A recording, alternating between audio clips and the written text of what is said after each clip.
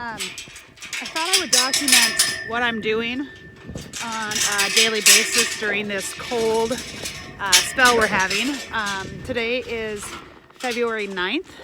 On February 5th or so, we started to see temperatures plummet down to 0 and sub-zero temps with pretty big winds. The winds have died down, but it's still, we have a high today of 7. I think that's going to be our high until next Tuesday.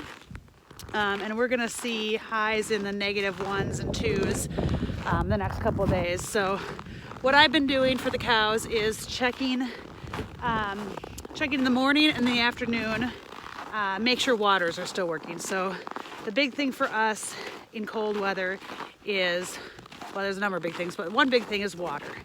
If we can keep water from freezing, that's half the battle, because the cattle still need to drink. So first off, I've been coming and checking in the morning, checking waters to make sure they are thawed, electricity is still running to them, and they're not iced over. So here, see, we got water.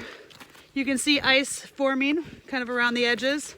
It's up here because the cattle will drink and then slosh water out of their mouths because they're messy. But anyway, I'm checking to make sure that's working. Checking our well pump is in here. Checking to make sure the heater's going in there. And I checked that this morning, so we're good there. That keeps the well pumped and going good. I'm then checking barns and looking for cattle. There's no cattle in this barn because apparently they don't want to be in here. But whew, there we go. The bulls are in their barn, so he's just checking to see if I'm giving him anything, and I'm not. But so checking the barns, checking the cattle. We are about 2 weeks out from calving, so hopefully nobody calves early. The other prep that we can do, and it's not something we can do when it's cold, like checking waters.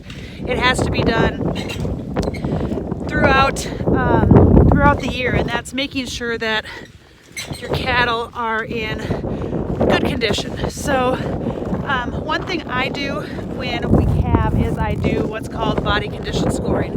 So I'm checking to see what that cow is looking like after she calves. So how much fat she's carrying, is it adequate? And that plays a role down the road, especially in wintertime. Cattle have a thick hide and can withstand a lot of things. Wind will pull that warmth out of them. So as long as you give them shelter to get out of wind, the temps don't seem to bother them too much, as long as they have a good fat coating. So that's what we really want to focus on, making sure that when our cattle go into winter, they're carrying adequate flesh on their body, and then they'll be able to insulate. The other thing we do, or self-insulate, the other thing we do is we provide minerals, we provide protein lick to keep that nutrients up. They have free choice hay and corn stalk bales that we give them. It kind of depends on the time, whether they prefer the hay or the corn stalks. It's interesting to watch that fluctuate throughout the winter. And then we have barn coverage for all of our animals. And so they can come in and we make sure they have good bedding so that they can lay down and relax during the winter. I will tell you, this barn is open-sided, and I'm in here, and all but, I would say there's probably 20 cows in here, and it's warm. My face isn't tingling. These cows put off a lot of heat, and as you can see, they're down here. This is a beanstalk, so this is what's left over after we get soybeans out. We bale up the beanstalks. Not a great source of nutrients, but it makes incredible bedding. A little dusty, a little dirty. I don't really want this when they're calving, but it makes a good base. They chew on it a little bit, but it makes a good base for them to lay on. So that's really what we're doing. We're providing food to keep their nutritional needs met. When it gets cold, the one thing they start doing is they're burning calories to stay warm. So you'll see feed intake go up when it gets cold because they're burning those calories to keep warm. I also like to make sure they have good bedding because, as you can see, if I can get closer, this cow right here that's eating, you can see her belly hair is all fuzzy and up. That hair, if it's standing up, keeps them insulated. If it gets matted, then any moisture will sink right in and start drawing more heat from them. So we want to make sure that they stay dry to keep that added layer of insulation in them. So as you can see, they're content. There's a couple cows out eating, but they've been spending a lot of their time in the barn because it's a little windier today. So, but I just want to walk you through what I'm doing. I obviously am not an editor, so I've been a little delinquent on my videos. I have one more from December where we put in fence line feeders. I'll be working on editing that and posting that.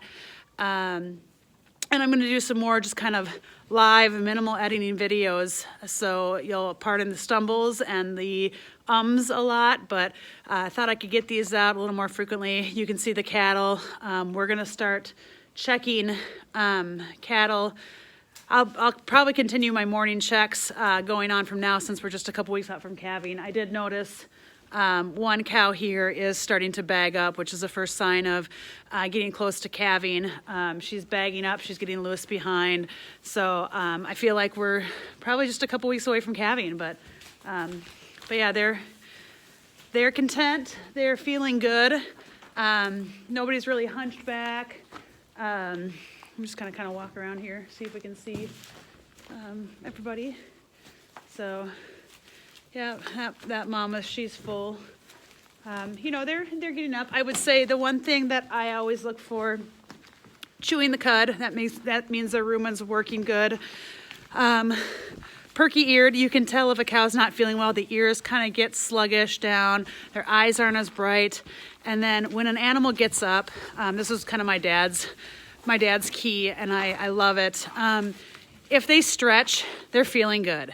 An animal that doesn't feel good isn't stretching. So when I see a cow, or specifically even a calf, get up and they stretch and they arch their back, and you know, I can tell they're feeling good, and that is one good thing to watch for. So we'll be getting close to calving. I'll take you along when I have a calf and kind of show you what I do. And but I'm glad I'm not calving right now. So I'm glad these cows just worry about taking care of themselves, taking care of the calf inside of them, and not trying to keep a calf warm and dry into this bitter cold. So I'll post this up tonight so you guys will see it, and hopefully we'll get through this cold weather quickly.